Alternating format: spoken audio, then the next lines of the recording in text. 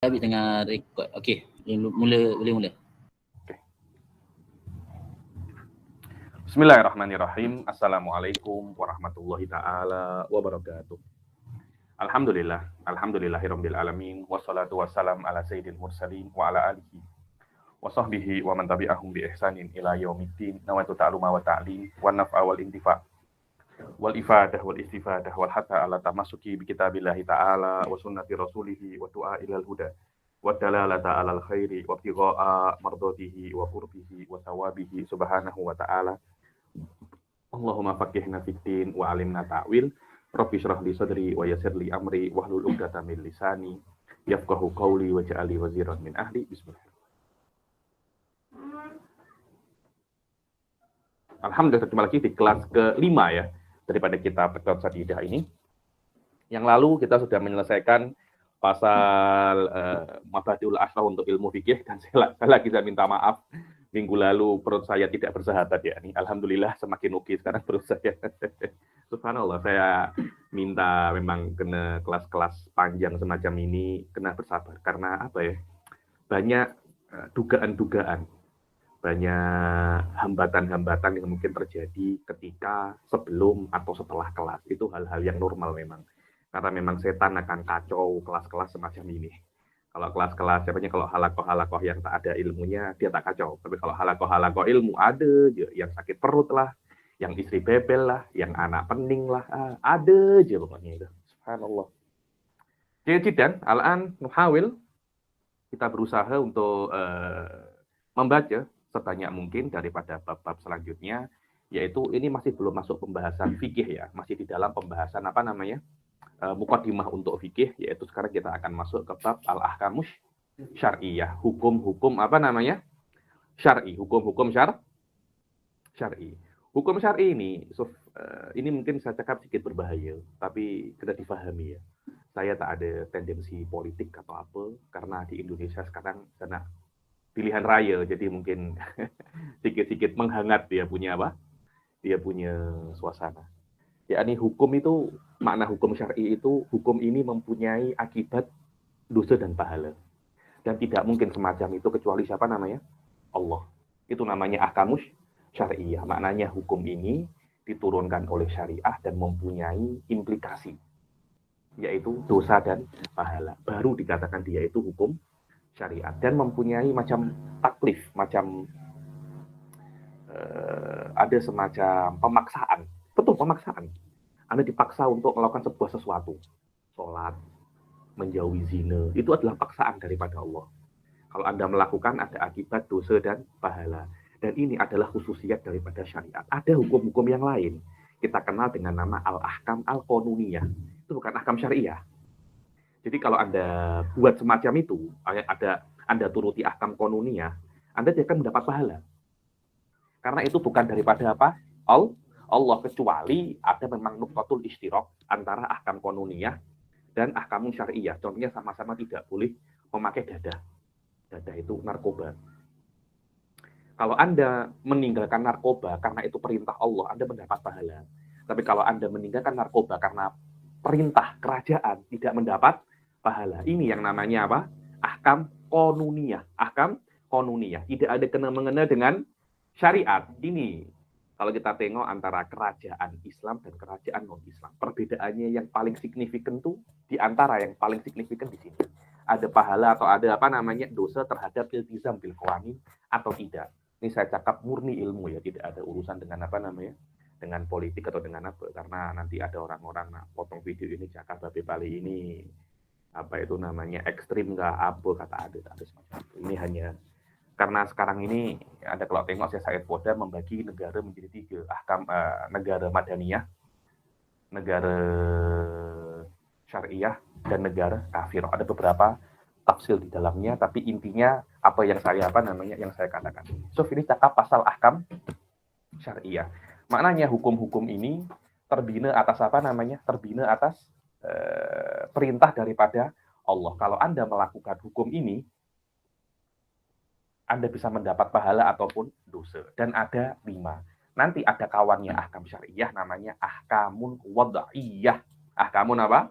wad'iyah. Itu tidak ada kena-mengena dengan taklif. Maknanya ahkam taklifiyah ini hanya diturunkan untuk orang yang bisa ditaklif, yaitu al-akil balik. Ahkam wad'iyah tidak mesti semacam itu. Tidak mesti semacam itu. Bahkan yang tidak manusia pun bisa kena ahkamun wad'iyah, tapi tidak bisa kena ahkamun taklifiyah. Bukan makhluk hidup pun bisa kena ahkamun wad'iyah. Kama saya tibayanuhu ba'da qalil. Bab ini lebih dekat kepada usul fikih daripada fikih. Cuma nanti kita akan sering kita lewati. Ini haram, ini mandub, ini apa itu maknanya hal tersebut. Dan Said Foda mengatakan di beberapa kelasnya itu hukum yang murni daripada Allah itu ya taklifiyah ini. Adapun ahkamun wad'iyah itu bukan daripada Allah, cuma Allah ambil beberapa perkara yang dijadikan ahkamun, yakni ahkam wad'iyah ini diambil beberapa dan ya tarotab alaihi dosa dan pahala dalam beberapa kes saja. Tapi tidak semua ahkamun wad'iyah, hanya beberapa ahkamun wad'iyah, berbeda dengan ahkam taklifiyah. Ini murni daripada Allah Subhanahu wa taala. Ya ini yang namanya la hakimah ilallah, ya ini hukum-hukum semacam ini ya. Yang kasimul hukmu syar'i ila qismain hukmun ya, ila qismain hukmin.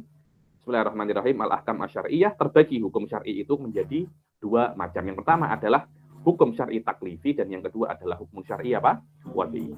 Kejap lagi akan dijelaskan apa saja makna keduanya. Yang pertama, hukum syar'i taklifi. Khitabullah ta'ala. Makna khitab adalah pembicaraan atau khitab itu bukan kalam ya. Khitab itu Anda berbicara tapi ada lawannya. Tak tahu apa dalam bahasa Melayunya itu. Tak tahu. Jadi kalau saya cakap kepada orang, itu namanya khitab. Seperti anta itu domirul mukhatab. Kalam itu lebih umum daripada khitab atau tidak. Yang ketika Allah itu menurunkan ahkam syariah, maknanya Allah itu yukhatibun nas, yukhatibul bashar. Yang mana perintah-perintah Allah ini atau hukum-hukum Allah ini, khitab Allah ini ada kena-mengena dengan af'alil mukallafin, ada kena-mengena dengan af'alil mukallafin. Maknanya hukum itu dengan perbuatan mukallafin saja dan terbagi menjadi 5, al-farad, wa sunnah, wal haram, wal makruh, wal mubah. Dan ini 5 ini seperti apa yang dikatakan oleh Ibnu Ruslan di dalam Zubat, fi mandumatihi al-mubarakah sofwati Zubat, ahkamu syar'illahi sab'un tuqsamu, al-fardu wal mandubu wal muharramu warrafi'ul makruhu thumma ma'ubih yakni mubah ya. Wasadisul batilu waqtim bisa, dan yang keenam adalah batil wa sahih. Nah, hukum Allah yang masuk di dalamnya itu batil wa sahih itu tidak muktamad. Yang muktamad batil wa sahih bukan daripada hukum taklifi, tapi dia itu daripada hukum wadai. Sama saya ya. Yang pertama al-farad lughatan an-nasib wal lazim. Al-farad secara bahasa itu adalah an-nasib, bagian, wal lazim, kewajiban, sesuatu yang mesti Anda lakukan itu namanya apa? Fard. Dan kadang-kala kalau di dalam ilmu kalam itu linufrid kita mengira-ngira maksudnya itu. Linafrid di dalam mantik dan ilmu kalam, fard adalah sesuatu yang yahtari uhul akal dan bisa benar bisa tidak. Sebelum dibuktikan itu namanya apa? Fard. Setelah dibuktikan namanya hukum akli. Sebelum dibuktikan itu namanya fardul hamqa atau fardul himari. Setelah dibuktikan namanya apa? Ahkamun akliyah. Dan secara syariat, ma tolabahu syari' tolaban jaziman. Yang syari' meminta seseorang untuk melakukannya secara jazim. Sekiranya kalau Anda lakukan mendapat pahala, Anda tinggalkan mendapat dosa. Itu namanya apa? Jazim. Dan harus ya ketika Anda melakukannya itu kan ada kena-mengena dengan Anda melakukannya karena Allah, bukan karena Anda melakukannya bukan karena Allah, nanti tidak mendapat pahala. Dikatakan di sini dan di antara fardhu yang namanya fardul kifayah. Fardul kifayah itu kalau fardul ain tolak ukurnya itu pelakunya. Fardul kifayah tolak ukurnya adalah perbuatannya. Jadi ketika Allah mewajibkan kepada kita fardul ain, maknanya setiap orang wajib untuk melakukannya, yakni an-nadhar asasan kepada pelakunya. Tapi fardul kifayah an-nadhar asasan ila perbuatannya. yakni Allah mewajibkan ada perbuatan ini, tidak kisah siapa pelakunya. Fardul ain, Allah meminta semua untuk melakukannya. Itu namanya perbedaan antara fardul ain dan fardul kifayah. Dan fardul kifayah ini termasuk pembahasan yang penting dalam usul fikih ya. Tapi bukan di sini tempatnya, nanti tentang afdoliyatul fardul kifayah, tentang maksud fardul kifayah, ahkam fardul kifayah. Semuanya itu saya kira pembahasan-pembahasan yang sangat penting terutama di zaman semacam ini. Cuma laisa dalam kitab ini mahalu, laisa fi hadzal kitab mahalu basdeh. Hukmuhu yusabu fa'iluhu wa yu'aqabu tarikuhu. Hukumnya yang berbuat mendapat pahala, yang meninggalkan mendapat dosa. Ada muradifat, makna muradifat itu lafadznya sama, lafadznya berbeda tapi maknanya sama. Itu namanya muradifat. Di dalam bahasa sebenarnya muradifat itu tak banyak. Cuma biasanya dipakai dengan makna yang sama di dalam selain bahasa, dalam istilah saja. Dalam apa namanya? Istilah. Tapi secara bahasa jarang ada yang namanya muradifat, karena setiap lafaz berbeda pasti maknanya juga berbeda. Muradifat adalah yang lafaznya sama, yang lafaznya berbeda tapi maknanya sama. Itu namanya muradif. Ada 5. Ada maktub, wal wajib, wal rukun, wal lazim, wal mutahatim. Semuanya itu maknanya adalah fard, maknanya dilakukan mendapat pahala, ditinggalkan mendapat dosa. Yang kedua, as-sunnah. Sunnah secara bahasa maknanya at-thariqah, jalan. Hadza sunnatun nabi ay thariqatun nabi. Jamaknya biasanya sanan atau sunan. Sanan itu maknanya sananul huda ay thariqatul hidayah. Sunan hal-hal yang dilakukan oleh jalan. Sunan jalan mutlak. Jadi hadza sunnatu fulan, maknanya adalah jalan yang dilakukan oleh fulan. Nah, secara syariat yang namanya sunnah itu hanya perkara yang dilakukan oleh Nabi, itu namanya sunnah. Dan biasanya lebih spesifiknya itu yang memang benar-benar waroda fil kitabi awi sunnah. Itu namanya apa? Sunnah. Yakni memang jalannya Nabi. Beberapa ulama mengatakan perkara-perkara yang waroda minal qiyas tidak dikatakan itu sunnah. Ya kan itu sunnah, yakni mungkin murogob fi atau kada, tapi sunnah tidak. Sunnah itu memang perkara-perkara yang dilakukan oleh Nabi. Bukan hanya dikatakan oleh Nabi. Hafizahullah guru saya Syekh Muhammad bin Ali Ba'udhan. Beliau mempunyai kitab karangan pasal wasiat. Awal-awal kalimat beliau mengatakan al-wasiyatu sunnatun. Terus beliau cek, Nabi tidak pernah berwasiat. Tapi pernah rekomen untuk maksiat. Diganti oleh beliau. Bukan sunnah, karena sunnah mesti dilakukan oleh Nabi. Dia bilang as-sunnah al-wasiyah masyru'atun. Aywa sahih. Sunnah wasiat ini masyru'ah, maknanya sesuatu yang dilegitimasi oleh syariat, yang dibenarkan oleh syariat. Tapi Nabi tidak melakukannya, seperti mungkin puasa Tasu'a. Nabi tidak sempat puasa Tasu'a, tapi Nabi mengatakan bahwasanya kalau aku hidup sampai tahun depan aku akan puasa Tasu'a. Hal-hal semacam itu. Ini masalah istilah saja ya, biar dibedakan hal-hal yang berbeda. Jelas ya, sesuatu yang dilakukan oleh Nabi sudah pernah dilakukan, kesunahannya itu nampak sekali. Yang dikiaskan itu tidak tampak yang pernah dilakukan, dan bukan maknanya sesuatu yang tidak pernah dilakukan Nabi itu bid'ah, itu salah sekali. Karena bukan maknanya tidak dilakukan perkara itu bid'ah atau haram. Ada kesalahan di dalam istidlal. Oke.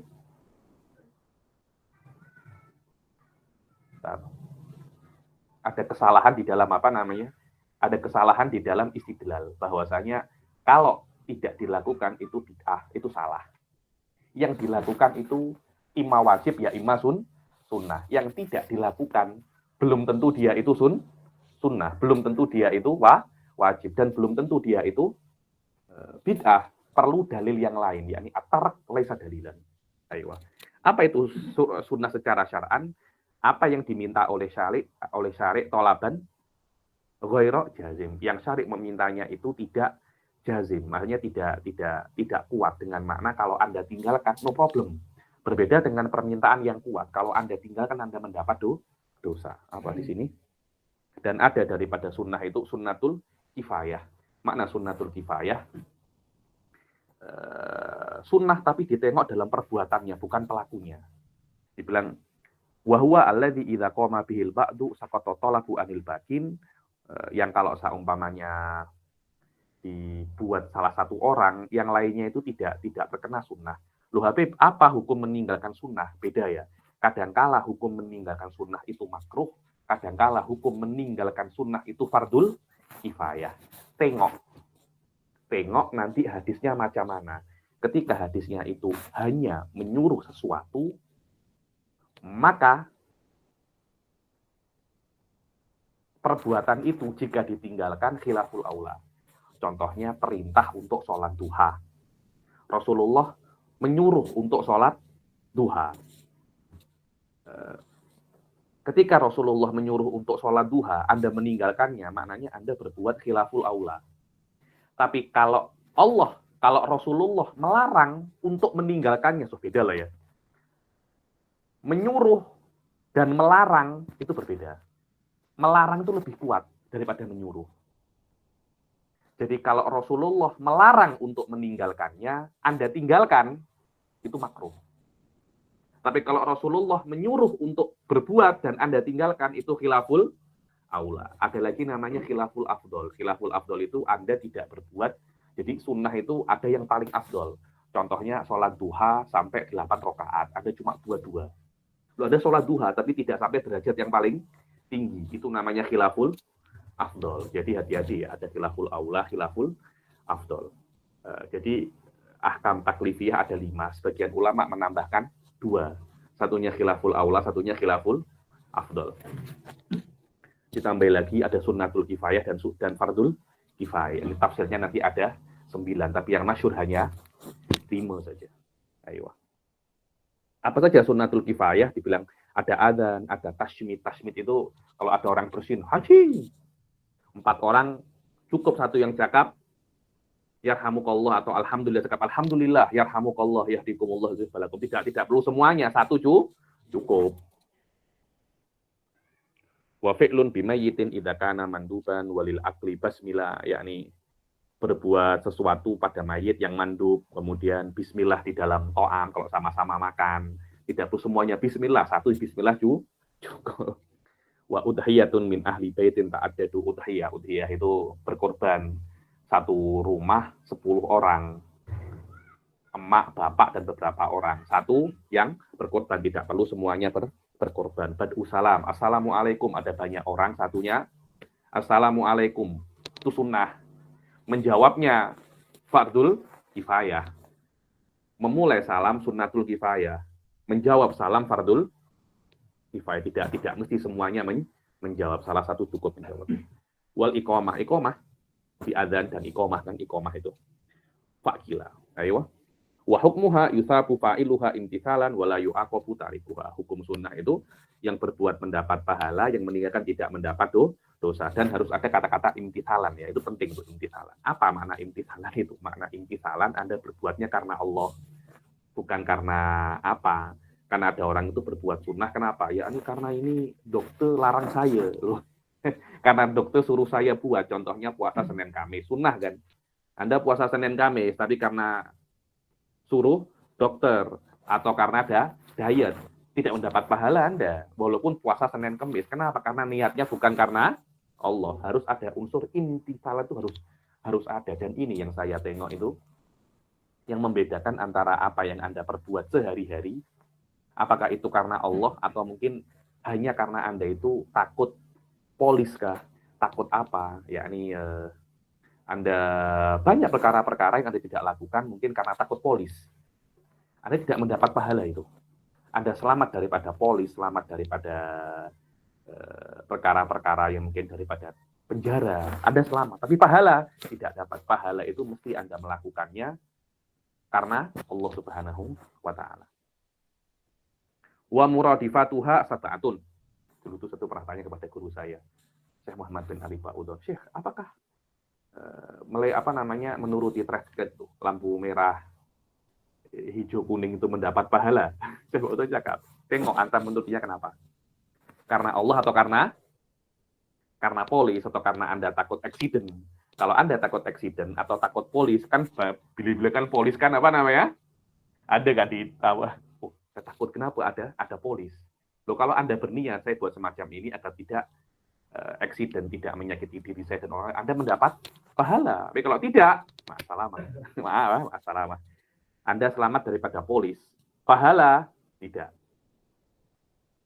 Dan ada muradifat, ada beberapa lafaz yang sama dengan sunnah. Yakni lafaznya berbeda tapi maknanya sama. Mandub wal mustahab wal hasan wal muraghab fi wa tatawwu wa nafilah wal fadilah. Semuanya ini hal-hal berkaitan yang lafadznya yang maknanya sama dengan sunnah. Ini pendapat terkuat ya, tapi ada pendapat yang saya kira pendapatnya Qadhi Husain di Wayatul Usul disebutkan semua perkara ini mempunyai makna yang berbeda karena ada yang Nabi hanya cakap tapi Nabi tidak pernah lakukan, atau kesunahannya diambil daripada kias, atau Nabi sering melakukan, tidak sering melakukan. Hal itu maknanya berbeda, tapi semuanya sepakat di dalam satu hukum kulli. Dilakukan mendapat pahala, ditinggalkan tidak mendapat dosa. Yang ketiga, al-haram. Haram itu secara bahasa adalah al-mahdur, yang dilarang. Wa syar'an, yang dilarang oleh syari' nahyan jaziman. Makna jazim di sini adalah larangannya itu kuat. Maknanya kalau Anda tetap melakukannya, Anda mendapat dosa. Hukumnya, jika Anda melakukan, jika Anda tinggalkan, mendapat pahala. Anda melakukan, mendapat dosa. So, tengok kata-kata imtithalan. Itu yang paling penting. Imtithalan itu maknanya kalau Anda meninggalkan perkara yang haram karena Allah, Anda mendapat pahala. Contohnya Anda tidak minum arak. Contohnya Anda tidak berzina. Kenapa Anda tidak berzina? Nanti terkena AIDS, terkena penyakit-penyakit, apa itu namanya? Penyakit kemaluan. Anda terhindar daripada penyakit kemaluan. Iya. Apakah mendapat dosa? Mendapat pahala? Tidak mendapat pahala. Kenapa? Karena Anda meninggalkannya bukan karena Allah. Karena perkara-perkara yang lain. Terus kalau saya meninggalkan karena dua-duanya, Habib, yakni karena Allah dan orang lain, ya pahalanya tidak sebesar kalau Anda meninggalkan karena Allah Subhanahu wa taala saja. Ada muradifat, yakni sinonim daripada haram. Apa saja? Mahdur, mamnu, zanab, maksiat, wal mazjur anhu. Zajr ini yang dilarang, yang ditegur. Wal mutawa'at alaihi itu yang diancam, yang ada ancamannya.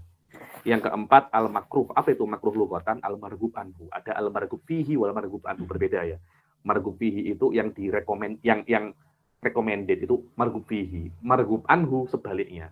Apa? Not recommended. Apa bahasa Melayunya? Tak digalakkan, itu namanya apa? Marghub anhu. Syar'an mana hasyari'u anhu nahyan ghaira jazim. Yang yang dilarang oleh syari', larangannya itu tidak kuat dengan makna kalau Anda lakukan Anda tidak berdosa. Itu namanya nahyan ghaira jazim. Tolak ukurnya di dalam makruh ada larangan. Di dalam khilaful aula tidak ada larangan, tapi ada perintah. Anda melanggar perintah, itu namanya khilaful aula. Makruh, Anda melanggar larangan, ada larangan yang khas. Biasanya fuqaha itu memisalkan dengan sholat tahiyatul masjid. Idza dakhala ahadukumul masjida fala yajlisanna hatta yusolliya rak'atain. So fala yajlisanna. Ada kata-kata jangan duduk. Kalau kamu masuk masjid, jangan duduk sampai sholat 2 rakaat. Nah, jangan duduk sampai sholat 2 rakaat ini, makna jangan duduk ini ada larangan. Kalau sampai Anda duduk, makruh.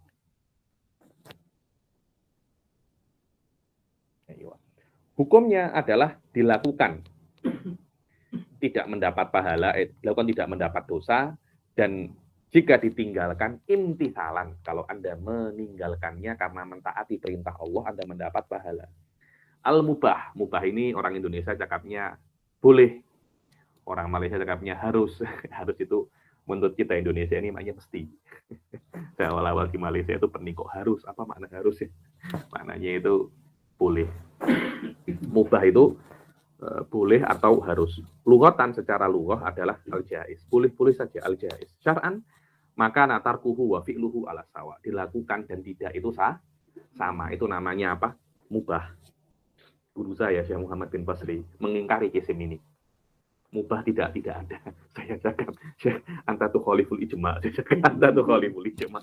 Ayo, ada kawi. Ya, ada kawi. Baiklah, semua cakap, kamu taklifiyah berapa? 5. Kok Anda cakap hanya? Terus tengok nomor 2. Wazada ba'dul mutaakhirin khilafal aula faqalu in kana talabut tark ghairu jazim binahyin mahsus fa makruh wa illa fa khilaful aula. Dibilang kalau seumpamanya talabut tark itu ada nahyin maksus, Itu namanya makruh. Ghairu maksus, maka dia itu tidak makruh. Apa makna larangan untuk meninggalkan itu ghairu maksus? Iya, larangan meninggalkan diambil daripada perintah. Karena perintah terhadap sesuatu maknanya adalah larangan untuk meninggalkannya. Jadi kalau Allah menyuruh Anda untuk sholat, seperti Allah melarang Anda untuk tidak sholat. Ketika Allah menyuruh Anda untuk puasa, seperti Allah melarang Anda untuk meninggalkan puasa. Ketika Allah menyuruh Anda untuk sholat duha, seperti Allah melarang Anda untuk tidak sholat duha. Jadi di dalam makruh ada larangan yang khusus untuk perkara secara spesifik. Di dalam khilaful aula tidak ada larangan yang khusus, adanya perintah. Akan tetapi daripada perintah diambil daripadanya itu larangan kebalikan daripada perintah. Itulah makna nahyun ghairu maksus. Ayo, apa hukumnya mubah? Tidak diberi pahala yang berbuat atau meninggalkannya, kecuali dengan niat as-sholihah. Ini di antara faedah niat, merubah perkara yang mubah menjadi mandub. Saya belajar mengajar kitab niat itu memperbanyak pahala sesuatu yang mandub. Di antara faedah niat itu selain merubah perkara yang mubah menjadi mandub, atau memperbanyak pahala sesuatu yang mandub. Jadi pahala satu, perbuatan satu, kalau Anda niatkan banyak menjadi banyak pahala. Fayusabu. Apa dalam zubat? Lakin idanawa biaklihil kuwa lito'atillahi lahu makot nawa. Tapi kalau dia itu makan untuk kuat beribadah, kuat untuk taat kepada Allah, maka dia mendapatkan apa yang dia niatkan. Padahal makan itu hukumnya mubah. Ada muradifatuhu, yakni sinonim daripada mubah itu ada 3. Ada jaiz, halal, wa tilik. Tilik ini jarang dipakai. Ya imah jaiz, ya imah halal. Adapun hukum syar'i al-wad'i, apa sih? Hukum syar'i at-taklifi sudah. Hukum syar'i al-wad'i ini apa? Adalah khitabullah. Khitabullah adalah Allah cakap kepada makhluknya. Itu namanya khitab. Bukan mujarradul kalam. Akan tetapi khitab Allah itu hanya terhadap sesuatu yang mana sesuatu ini kena menjadi sebab atau syarat atau mani atau sahih atau fasid. Itu namanya apa? Hukum wad'i. Jadi dia bukan terhadap mukallaf, tapi terhadap sesuatu.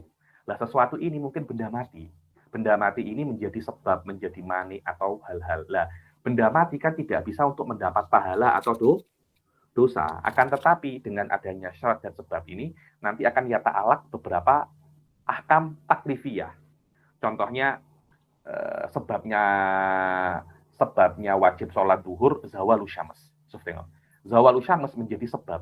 Lah, zawal syams ini tidak ada pahala ataupun dosanya. Tapi gara-gara zawalu syams, orang-orang yang masih ada pada waktu itu wajib atasnya sholat duhur.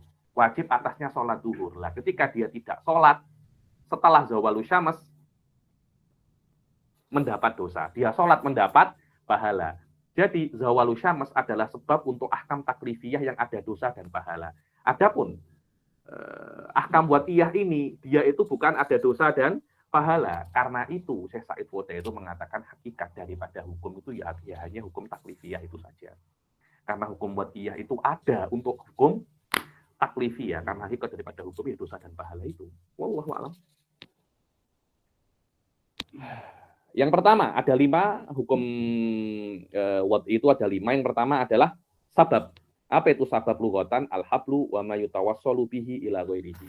Sabab secara bahasa adalah al-habl, tali.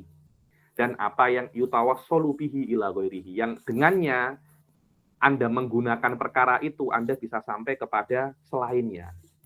Alladzi yutawassal itu sesuatu yang Anda gunakan untuk sampai kepada perkara yang lain. Itu namanya sabab. Ya. Secara istilah adalah ma yalzamu min wujudihil wujud wala min adamihil adam lidzatihi. Sesuatu kalau dia itu ada, ma yalzamu min wujudihil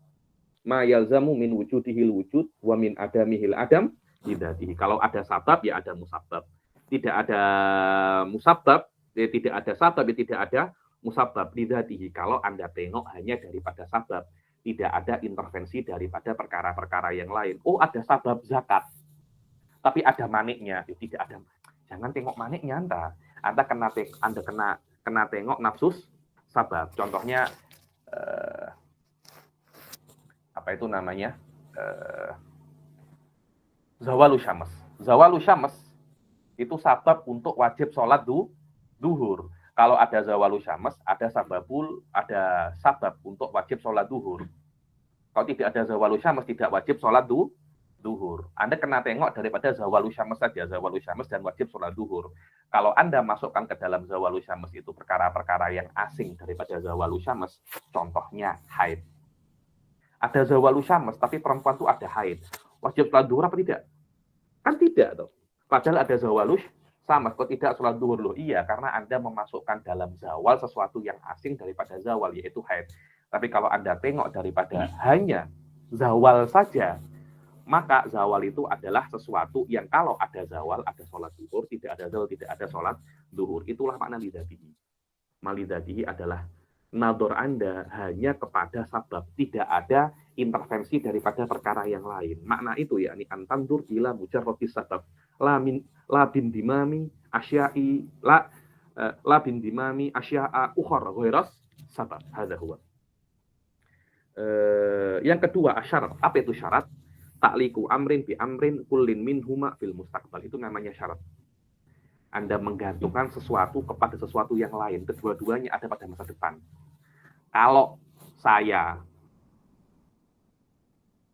dapat, kalau saya graduate, saya akan buat kenduri. Kalau saya graduate, saya akan buat kenduri. Atau kalau saya sudah convocation, saya akan buat kenduri. Convocation dan kenduri dua-duanya di masa depan, toh, di masa depan. Dan Anda tidak di dalam syarat, Anda tidak bisa mengatakan syarat dan masyrut dua-duanya kena ada. Tidak mesti semacam itu. Syarat dan masyrut hanya sesuatu yang Anda gunakan untuk membuktikan antara kedua perkara ini ada keterkaitan. Tidak mesti kedua-duanya ada di dalam dunia nyata. Istilahan adalah ma yalzamu min adamihil adam wala yalzamu min wujudihil wujud wala adamun lidzatihi. Syarat adalah kalau dia tidak ada, ya tidak ada masyrutnya. Contohnya satu sholat. Di antaranya satu sholat adalah wudu. Tidak ada wudu atau toharoh. Tidak ada toharoh, tidak ada sholat. Maknanya kalau Anda nak sholat, tidak ada toharoh, sholat itu tidak sah. Tapi kalau ada toharoh, belum tentu ada sholat. Macam saya sekarang ini sedang dalam keadaan berwudu. Tapi saya sedang tidak dalam keadaan sholat. Maknanya kalau ada syarat, belum tentu ada masyrut, dan belum tentu tidak ada masyrut. Coba tengok. Itu namanya apa? Syarat. Kalau Anda hanya tengok syarat secara independen, tidak Anda masukkan di dalam syarat sesuatu yang lain di luar daripada apa syarat. Jadi, dan itulah maknanya lidatihi. Yang ketiga, al-mani'. Apa itu al-mani'? Penghalang. Dibilang al-hajiz awil ha'il baina syai'ain. Yang namanya mani' adalah hajiz. Apa itu hajiz? Penghalang. Wal mani' itu mani' penghalang juga. Jadi kalau Anda nak berjumpa PM, itu ada ha'ilnya. Ada hajiznya, ada bodyguard, ada apa yang mesti Anda lewati sebelum Anda sampai ke dalam PM, sebelum sampai kepada presiden. Tidak lah, kalau presiden PM, semua orang boleh datang, habis dah. Macam mana nak atur negara dia? Macam mana nak atur? Harus ada hajiz ataupun mani'.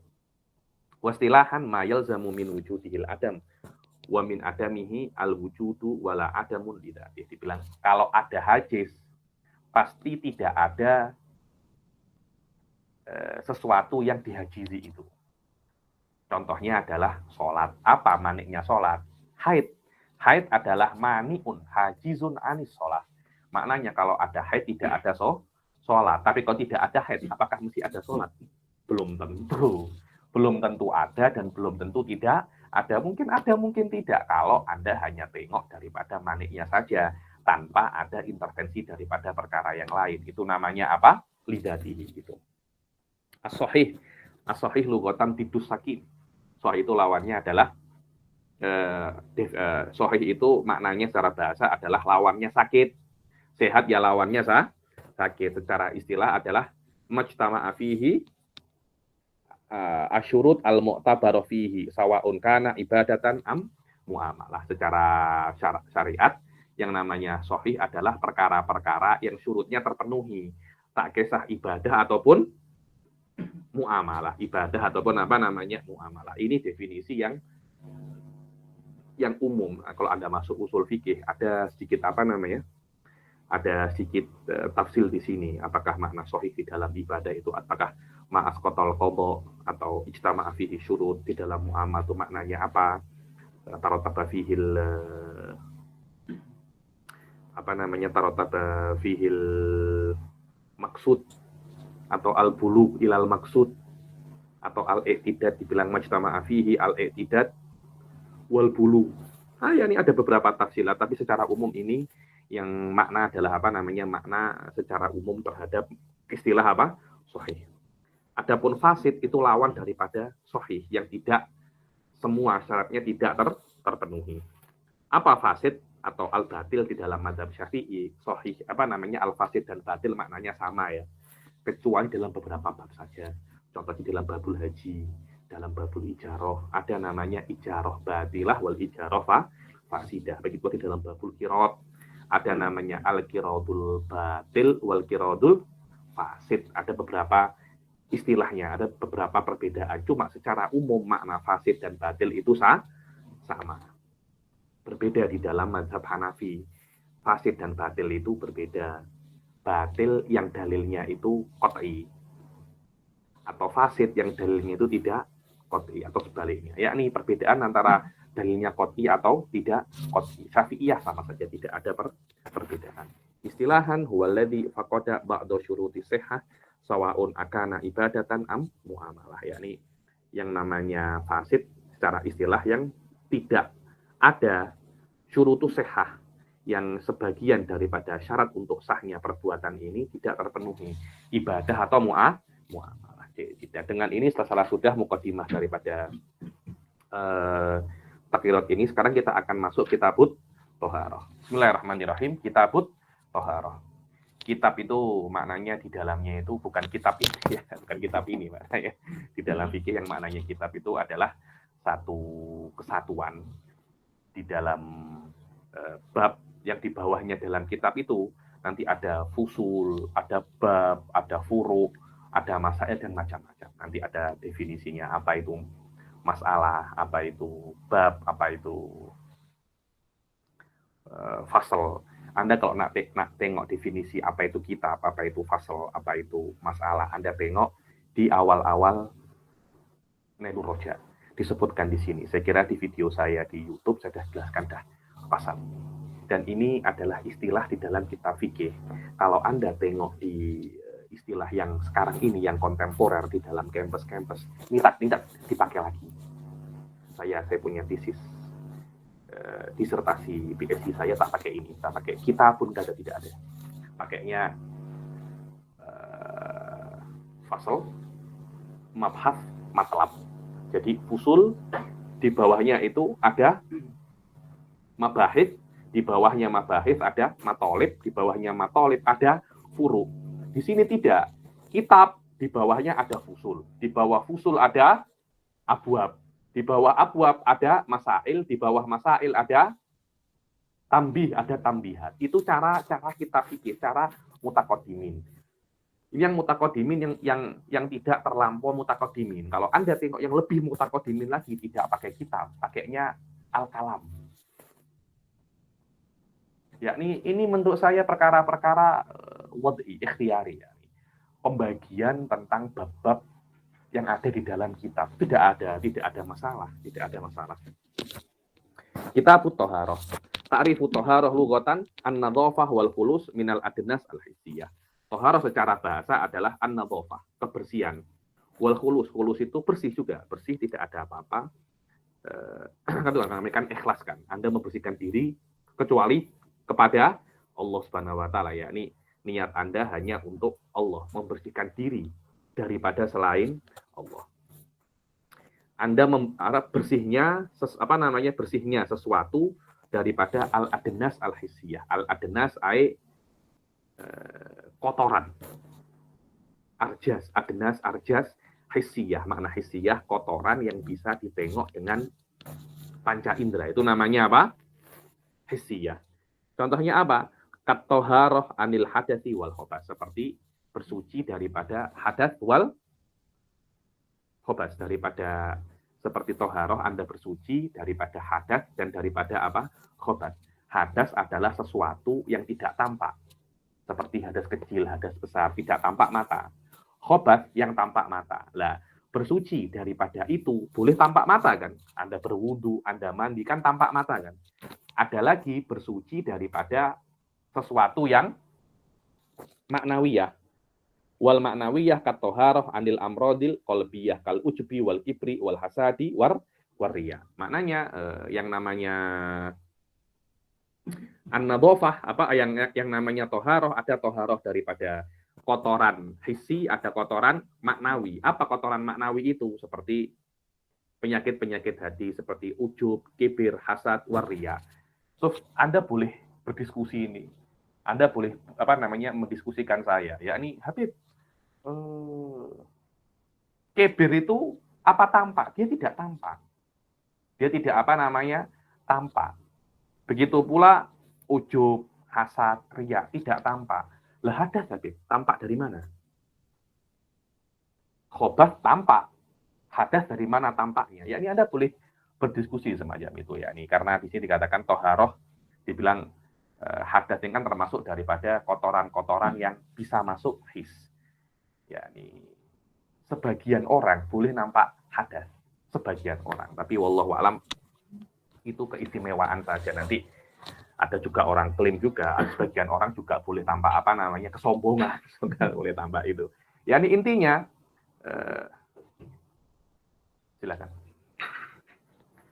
Al-adnas hissiyah ini sesuatu yang kotoran-kotoran yang tidak tampak. Ya ini cuma khobas itu tampak, hadas itu tidak tampak. Jadi wallahu alam memasukkan hadas dan khobas di dalam satu kesim itu tidak benar, itu tidak benar. Kecuali kalau Anda mengatakan yang tidak tampak itu yang tampak itu adalah nadhofahnya atau harohnya, baru benar. Ala kullin.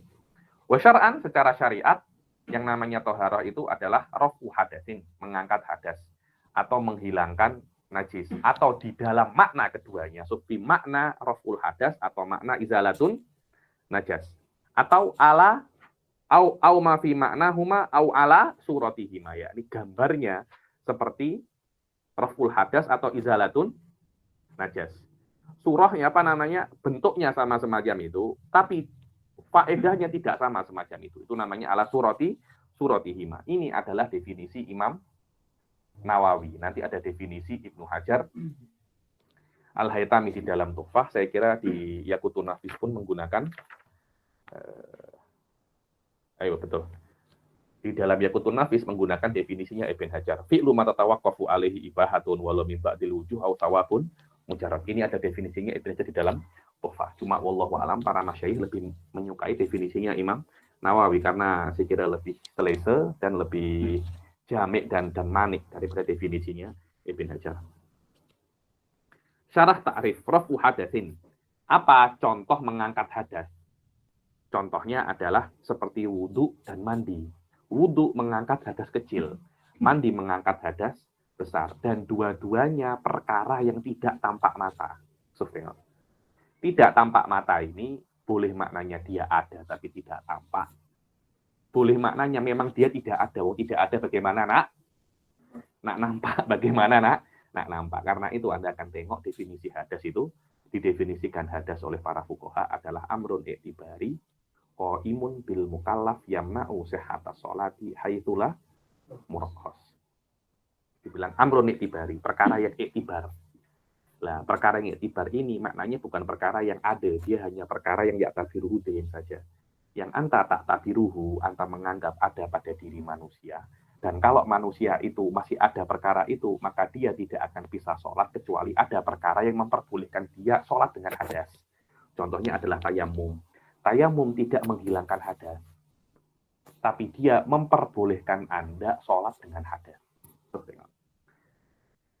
Rafu hadatsin seperti wudu ataupun wusul, atau izalatu najasin atau izalatu najisin, seperti istinja bil ma wa ghusli thawbi al mutanajjis, seperti Anda cebok istinja bil ma atau Anda membasuh baju yang terkena najis. Wa fi makna rafil hadas, atau maknanya seperti apa namanya? Maknanya, faedahnya seperti raful hadas. Apa? Memperbolehkan Anda untuk beribadah. Tapi dia bukan raful hadas. Tapi maknanya, apa itu maknanya? Maknanya itu faedahnya seperti raful hadas. Contohnya apa? Tayammum. Wa wudu sahibid darurah. Wudu di dalam keadaan darurat yang tidak ada air dan tidak ada turab, itu namanya apa? Darurat, darurat. Wa wudu sahibid darurah atau wudu sahibud darurah. Kasalisil bul, maaf, bukan itu. Wudu sahibud darurah adalah wudunya orang yang darurat, dengan makna dia wudu tapi hadasnya tidak terangkat. Ada lagi fakidut tohuren, itu yang tadi saya katakan. Kita jelas itu. Fakidut tohuren, Anda tidak berwudu atau tayamum, tapi Anda diperbolehkan untuk sholat. Di sini Anda wudu, tapi wudu Anda tidak mengangkat hadas. Kenapa? Karena Anda terus-terusan keluar kencing. Namanya salisil baul. Salisil baul, makna salisil baul, kencingnya itu menetes terus. Wa na'udzubillah. Na'udzubillah, di tarim itu ada yang namanya kot. Orang kalau pakai kot katanya salisil baul. Wallahu a'lam, saya tidak pernah pakai kot ya. Saya 7 tahun di tarim. Saya tidak pernah tengok kot, tidak pernah coba kot. Tengok sering. Coba tidak pernah. Cuma kata kawan-kawan Arab saya yang pakai kot, kalau orang dah terlampau lama pakai kot, katanya boleh salisul bol. Makna salisul bol itu air kencing Anda itu menetes terus tanpa bisa Anda kontrol. Nah, kalau sudah sampai semacam itu, Anda diwajibkan untuk wudu, tapi wudu Anda tidak mengangkat hadas. Kenapa? Karena air kencingnya menetes terus. Ketika semacam itu, Anda diperbolehkan untuk sholat walaupun tidak ada walaupun hadas kecil Anda tidak terangkat. Itu namanya fi makna rafil hadas. Tayamum pun juga sama. Tayamum itu tidak mengangkat hadas. Dia memperbolehkan Anda untuk sholat. Karena itu nanti Anda akan tengok at-tayamum ibahah atau istibahah. Sama. Dia tidak mengangkat hadas. Terus tengok, fa innal hadasa la yartafi'u fihima. Karena hadas tidak terangkat di dalam wudu salisil baul dan tayamum. Atau di makna izalatun najasa seperti al-istinja bil hajar. Nah, istinja bil hajar ini tidak menghilangkan najis. Tetap ada najisnya. Karena najis itu imma ain, imma asar. Apa makna asarnya? Masih ada bau, warna, dan rasanya. Itu namanya apa? Asarnya itu masih ada ketika Anda kencing, kemudian Anda pakai batu. Masih ada bekas-bekasnya najis itu masih ada. Cuma walaupun ada najis, Anda tetap diperbolehkan untuk sholat. Walaupun dengan najis. Itu namanya izalatul, fi makna izalatin najas. Berbeda kalau Anda istinja dengan air. Kalau Anda istinja dengan air, kencing itu hilang ainnya dan asarnya. Tapi kalau dengan tisu, dengan batu, ainnya hilang, asarnya tidak hilang. Lah, asar ini masih dianggap najis oleh syariat. Cuma tidak ada masalah Anda sholat dengan najis ini. Ini adalah rukhsah daripada syariat kalau Anda memenuhi syarat untuk istinja bil hajar. Fa inna atharon najasati bakin. Dibilang atharun najasah itu bakin. Yang kelima, bakin itu tetap ada. Bagi sudah menjadi bahasa Malaysia ya. Bagi itu tetap ada. Yang kelima, ma ala surati rafil hadas. Yang kelima adalah sesuatu yang surahnya, yang bentuknya, dohirnya macam rafil hadas. Contohnya adalah kal agsalil masnunah. Mandi sunnah. Loh, mandi sunnah bedanya dengan mandi wajib apa? Mandi sunnah Jumat. Apakah menghilangkan hadas? Mandi sholat Jumat itu. Mandi hari Jumat, Anda tidak sholat Jumat, akan silakan untuk mandi dulu kan. Apakah menghilangkan hadas? Tidak. Tapi caranya mandi dengan mandi besar sama saja kan. Masih tetap sama-sama takmimul badani bil ma. Tetap semua badan terkena air. Wal wudu al mujaddad. Tajdidul wudu. Masih ada wudu, Anda wudu lagi. Itu sunnah. Tapi tidak menghilangkan najis, tapi caranya juga sama seperti wudu yang menghilangkan najis. Wal ghuslah atsaniyah wa tsalisah fi ghusliyat wa ghairiha. Dan basuhan kedua dan ketiga di dalam membasuh tangan dan selainnya. Kalau Anda wudu kan disunahkan untuk taslits kan. Basuhan yang pertama menghilangkan hadas. Yang kedua ketiga cara basuhnya sama tapi tidak menghilangkan hadas. Fa innahuma lam yarfa'a al hadas, karena basuhan yang kedua dan yang ketiga itu sama bentuknya di basuhan yang pertama tapi tidak mengangkat hadas. Wa suratuhuma kal ghuslatil ula, bentuknya sama seperti basuhan yang pertama. Yang keenam, ma'ala surati izalatin najasah. Sesuatu yang bentuknya sama seperti izalatun najasah, tapi tidak menghilangkan najis. Contohnya adalah basuhan kedua dan ketiga di dalam izalatun najasah. Yang keduanya ini tidak menghilangkan najasah, akan tetapi bentuknya, syakelnya, dohirnya, basuhannya sama seperti basuhan menghilangkan najasah. Kalau Anda kencing, Anda kan sudah kencing, sudah selesai semua ya, sudah istibro, sudah semua, Anda basuh zakar Anda dengan air, najisnya hilang kan? Tapi disunahkan untuk mengulangi kedua dan yang ketiga. Yang ketiga itu hukumnya sunnah. Bentuknya, caranya juga sama seperti basuhan yang pertama, tapi faedahnya tidak sama dengan faedah basuhan yang pertama. Basuhan yang pertama menghilangkan najis. Kedua ketiga apa? Juga menghilangkan najis. Najisnya sudah hilang dengan basuhan yang pertama. Itu hanya sunnah saja. Karena itu maknanya ala surati izalatin najasah. Dulu ketika saya itu examin Hajjut Thalibin, ini pasti keluar ini definisi arif toharoh indal Imam Nawawi wadhkur ihtirazatiha, mesti semacam itu. Wama inda Ibn Hajar wa ainal afdal wa limadha, semacam itu pasti. Syekh Ba'udhan hafizahullah ya. Dulu saya kumpulkan semua, saya punya kertas-kertas exam itu, saya ada semua di Indonesia itu, saya kumpulkan semua kertas-kertas saya exam yang daripada Minhajut Thalibin, mulai daripada awal sampai exam sampai kita putusan saya exam, saya kumpulkan. Saya cakap ke Ustaz Abdurrahman guru saya, wallah dia baca examnya Syekh Ba'udhan Hawasilul Madhab. Hawasil maknanya ringkasan-ringkasan daripada madhab Asy-Syafi'i. 3 jam. Masuk pukul 2, keluar pukul 5. Lepas itu sakit ya. Itu sakit. Maqasidu toharoh ay ashkaluha arba'atun. Ini maqasidu toharoh, ashkal maknanya macam-macam toharoh dan bentuk-bentuk toharoh itu ada 4. Ada wudu, bentuknya wudu, caranya wudu berbeda dengan mandi, berbeda dengan tayamum, berbeda dengan izalatun najasah. Wasailu toharoh adalah perkara-perkara yang kita toharoh dengan menggunakannya. Apa saja itu? Ada 4. Air, kalau dia itu tohuron. Tohur, makna tohur, tohirun, mutohir itu namanya tohur. Bukan tohirun, tapi dia tohur. Tohur ini dia itu sigoh mubalaghah daripada tohir. Dari sinilah Imam Syafi'i mengatakan bahwasanya debu itu bisa untuk tayamum. Tayamum kena menggunakan debu. Karena di dalam hadis mengatakan, u'titu khamsan qabla khamsin. Rasul mengatakan, aku diberi 5 keistimewaan yang tidak diberikan kepada sebelumku. Ju'ilat liyal ardu masjidan wa turbatuha tahuro. Aku dijadikan boleh sholat dimanapun, yakni Anda sholat dimanapun, silahkan. Ardu masjidan, yakni selama ada tanah, maka itu adalah masjid, berbeda dengan kaum-kaum yang sebelumnya.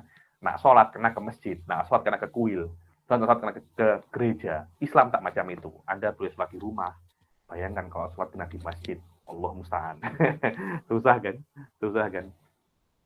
Wa turbatul ardi tohurun. Makna tohur ay tohirun wa mutohirun. Dari sini Syafi'iyah mengatakan bahwasanya tayamum kena menggunakan debu. Hanafiyah tidak mesti menggunakan debu. Ya, ini masalah khilaf dalam fikih muqarrar, dibahas masalah ini. Alma idza kana tahuron ay mutlaqon, yakni alma tahuran ay maul mutlaq. Apa itu maul mutlaq? Sayati fi darsil ati, dalam kelas yang akan datang nanti akan tampak apa kita jelaskan apa itu maul mutlaq. Yang kedua, at-turab idza kana tahuron kholison lahu gubar, yakni debu juga daripada wasailu toharoh. Lah kalau debu itu tohir, suci, dan juga mensucikan. Tidak mesti suci ya. Maksudnya tidak hanya harus suci, tapi dia itu kena mensucikan. Apa saja nanti akan saya jelaskan di babu tayamum. Ada debu yang suci saja, tapi tidak mensucikan. Ada debu yang suci dan mensucikan. Dan harus dia itu lahu gubar. Gubar itu yang kalau Anda buat macam ini, ada yang terbang. Kalau orang Mesir cakapnya habuknya. Tak tahu Indonesia apa, saya pun lupa. Ada habuknya. Yang ketiga ada dabik. Dabik itu menyamak. Nanti akan saya ajari bagaimana mensamak. Ada caranya untuk mensamak yang dilegitimasi oleh syariat. Maknanya kalau Anda buat ini, nanti kulit bangkai itu yang seharusnya najis, dia bisa untuk suci. Karena samak itu akan menjadikan kulit bangkai daripada daging menjadi baju. Karena sekarang kulit itu dimakan. Di Tulungagung kota saya itu ada pengrajin kulit lembu, dibilang kerupuk rambak, kerupuk kulit lembu.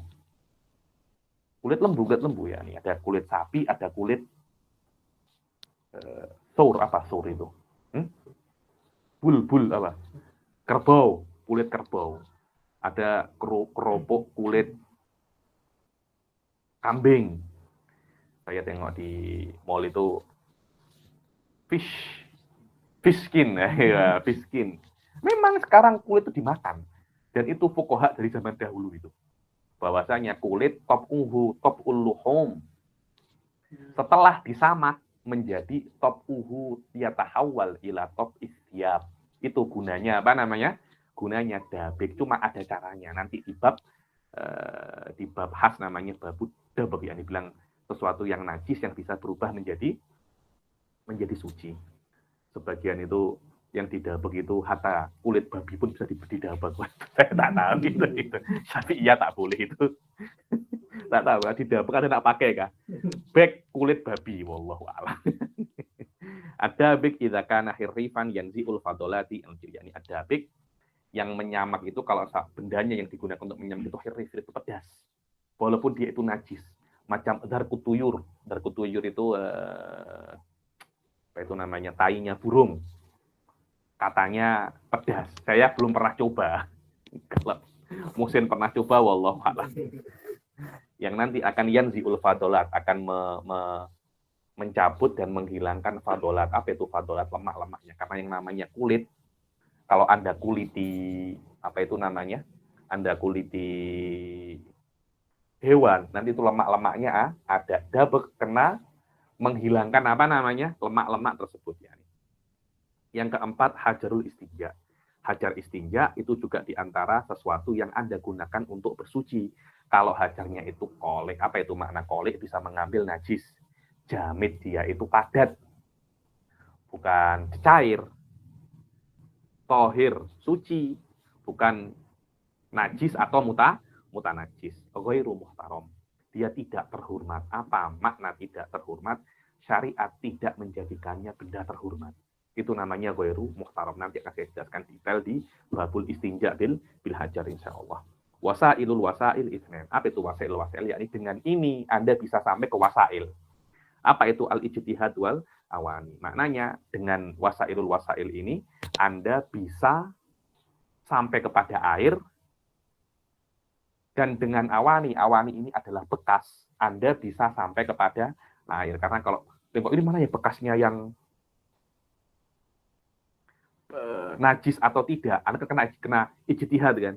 Oke, yang namanya air bisa, apa bisa Anda air itu Anda ambil sendiri, kan mesti Anda perlu bekas kan, perlu bekas ya. Ini tidak mungkin air itu datang kepada Anda, mesti Anda ambil dengan bekasnya itu, dan bekas itu mesti ada bekas-bekas yang khas.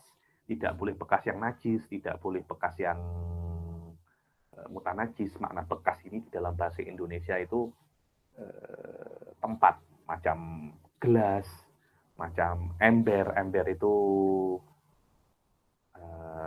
baldi, orang dekatnya baldi. Wa qala ba'dum fi dzalika wasailu thaharati turbuka ma bidabikin wa hajarus tinjawama. Wasailu thahara itu adalah turab seperti dabab dan hajarul istinja. Wasailul wasailil awani wal ijtihadu fa zamanu yakni dan ada awani wal ijtihad wa zamanu tsani. Ayo. Dengan ini salah sudah kitab Thaharah dan muqaddimah daripada kitab Taqriratus Sadidah. Insyaallah babul miyah kita baca di kelas yang akan datang. Sekarang jika ada pertanyaan silakan. Assalamualaikum Habib. Waalaikumsalam. Saya tanya sedikit tentang bahagian makruh waktu mukadimah tadi itu. Saya pernah dengar seorang ustaz berkata, sekiranya kita meninggalkan perkara sunat banyak kali, ia boleh berubah menjadi makruh. Contoh yang dia berikan adalah macam solat Zuhur, solat Asar dengan kuat besar tangan kat tepi, lepas pula tak tasyahud awal. Macam mana? Adakah pernyataan itu betul? Saya kira tak betul yakni dia akan maknanya pernyataan itu maknanya khilaful aula jika dia itu berkumpul menjadi banyak bisa menjadi makruh. Saya tak kira semacam itu dipahami ya. Karena perkumpulan khilaful aula itu hanya ada di dalam otak saja. Karena hanya ada khilaful aula satu. Perkumpulan banyak khilaful aula itu tidak ada di dalam dunia nyata. Itu hanya ada di dalam otak Anda saja. Dan ada sebagian ulama mengatakan semacam itu. Di antaranya adalah Asyatibi mengatakan bahwasanya meninggalkan semua sunnah bisa menjadi haram. Dan itu jumhur mengatakan tidak ada itu hanya perkara yang iktibari saja, bukan perkara yang wakil ada dalam dunia nyata. Wallahu a'lam. Terima kasih Habib. Sama-sama. Habib ada soalan di ruangan chat. Izin menitip pertanyaan admin untuk di akhir sesi. Izin bertanya Habib, apa urutan matan fikih Syafi'i yang perlu dihafal? Apakah hafal Nazm Zubat mencukupi? Ataukah ada matan kalau nak menghafal Zubat, kalau nak menghafal Nazm, hafal Zubat. Kalau nak lebih lagi baca namanya Ghurrah. Apa namanya? Al-Ghurrar, Matlul Ghurrar. Ada 5.000 bait itu. Nazm juga yang disyarahkan oleh Syekhul Islam Zakaria Al-Ansori. Ayo. Baik, soalan seterusnya, bagaimana kita memahami ayat waman lam yahkum bima anzalallah faulaika humul kafirun, sedangkan kita yang hidup bukan di negara Islam terkadang tidak ada pilihan dan harus tunduk kepada undang-undang konvensional. Saya kira itu bagaimana hati Anda menghukumi bagaimana hati Anda itu berbuat. Saya kira banyak negara zaman-zaman sekarang itu memang susah untuk menjadi berbuat hukum Islam, tapi Anda buat semampu Anda. Yang tidak bertentangan dengan kerajaan Anda buat. Kalau bertentangan dengan kerajaan, saya kira tidak perlu dibuat karena perkara hal-hal itu sudah masuk di dalam perkara yang mustahil adatan. Wallahu a'lam. Tadi Habib ada sentuhkan tentang at-tarku. Mungkin Habib berkenan jelaskan definisi dan hukumnya. At-tarku itu meninggalkan. Meninggalkan itu maknanya kalau bahasa fikihnya itu, bahasa usulnya itu al-kaf, bukan Anda tidak melakukannya, tapi Anda tahu itu ada, Anda tinggalkan. Jadi, saya nak berzina, saya tinggalkan, itu namanya al-kafu. Jadi Anda melarang diri Anda untuk berbuat. Itu juga perbuatan, itu fi'lun nafsi, al-kafu. Di depan Anda ada kawan Anda, offer Anda minum arak. Bukan makna tinggalkan arak di sini adalah Anda tidak mau meminumnya. Walaupun hati Anda, saya tidak mau karena Allah melarang saya. Itu namanya al-kafu. Secara global semacam itu. Wallahu a'lam. Baik, ada soalan yang terakhir dicek lah. Ada matan mansur non nazam yang juga perlu dihafalkan? Apa? Ada matan? Mansur non nazam. Saya ditulis macam ni lah Habib. Nanti tengok di Telegram saya tengok nanti. Yang terusnya. Okey, baik. Assalamualaikum Habib. Mohon maaf Habib, bolehkah jika sedikit diulas kembali terkait wasail dan pembahagiannya, ijtihad dan awani. Ijtihad wal awani ini adalah pertama al-ijtihad. Ijtihad itu maknanya sesuatu yang Anda tidak bisa untuk menggunakan air kecuali dengan ijtihad. Contohnya kalau Anda ada 2 baldi, 2 ember, satunya suci, satunya mutanajis, tapi Anda tidak tahu mana cuma yang mutanajis. Ada sama-sama ada airnya, cuma Anda tidak bisa untuk menggunakannya kecuali dengan wasailut toharoh. Begitu pula kalau Anda nak ambil air, kalau Anda nak menggunakan air, kan tidak bisa kecuali menggunakan apa? Awani kan. Maknanya awani adalah wasilah untuk menggunakan air. Itu namanya wasailul wasail. Sedangkan air adalah wasilah untuk toharoh. Air wasilah untuk berwudu dan mandi. Yang mana mandi dan berwudu itu adalah maqasidu toharoh. Maknanya Anda tidak akan mungkin untuk mandi atau berwudu kecuali menggunakan air. Dan Anda tidak akan bisa menggunakan air kecuali ada baldinya. Kecuali ada migrofahnya. Itu namanya apa? Wasailul wasail. Dan Anda tidak akan bisa untuk menggunakan air juga kecuali Anda itu ijtihad di dalam beberapa case saja, tidak dalam semua case, karena kadangkala Anda boleh menggunakan air tanpa ijtihad. Wahwal ghalib ya. Kalau Anda di rumah, Anda kan tinggal buka pipe, keluar air kan, tidak ijtihad. Tapi di dalam beberapa case Anda hanya ada 2 baldi air, satunya mutanajis, satunya suci, dan Anda tidak bisa untuk dan tidak mempunyai air yang lain, Anda mesti ijtihad. Kenapa? Ijtihad untuk menentukan mana yang suci agar bisa Anda pakai. Begitu pula kalau Anda nak ambil air, migrofahnya atau gayungnya atau embernya kena daripada perkara yang suci atau dia tidak mutanajis. Itu syarat untuk memakai air. Jadi awani dan ijtihad adalah syarat untuk memakai air, yang mana air adalah syarat untuk berwudu dan atau mandi. Itulah namanya wasailul wasail. Wallahu a'lam. Baik, ada yang nak bertanya lagi? Assalamualaikum. Waalaikumsalam. Habib izin tanya berkenaan dengan tadi Habib ada sebut tentang makruh. Untuk kita tentang masalah hukum yang ditentukan oleh kerajaan. Tadi contoh ada contoh tentang traffic light contohnya. Jadi untuk dapat pahala kita kena imtisal. Betul. Imtisal. Apakah sebaliknya ketika mana contoh lampu merah, apakah di situ ada talazum ketika kita langgar lampu merah itu ada makna juhud, melanggar hukum yang terkait dengan dosa pahala ataupun tidak? Saya kira wallahu a'lam, tengok diambil dari mana, tengok ya, diambil dari mana hukum melanggar lampu merah itu.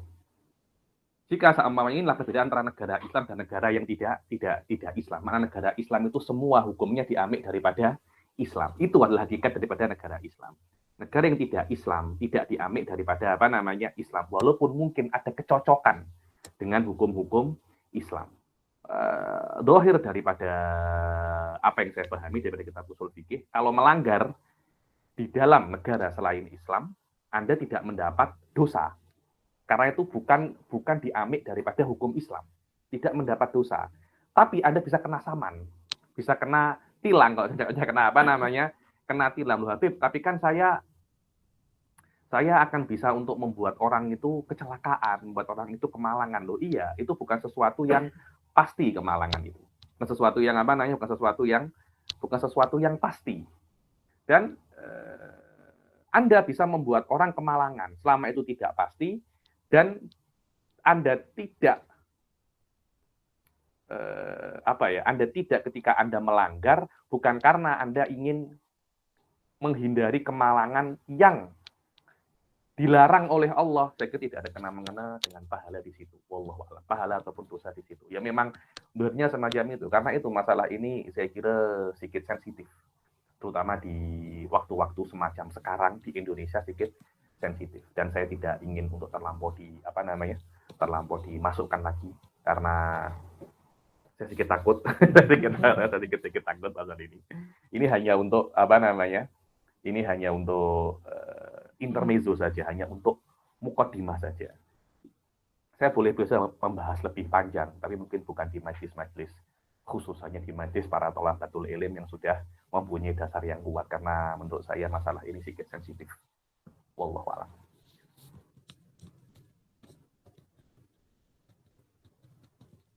Baik, ada lagi? InsyaAllah Habib, saya kira habis dah kot. InsyaAllah. Cukup? Ya Habib, saya dah habis kot. Oke, insyaallah kita jumpa lagi Kamis depan ya. Kita akhiri sampai sini. Wabillahi taufiq wal hidayah, wa ridha wal inayah. Wassalamualaikum warahmatullahi taala wabarakatuh.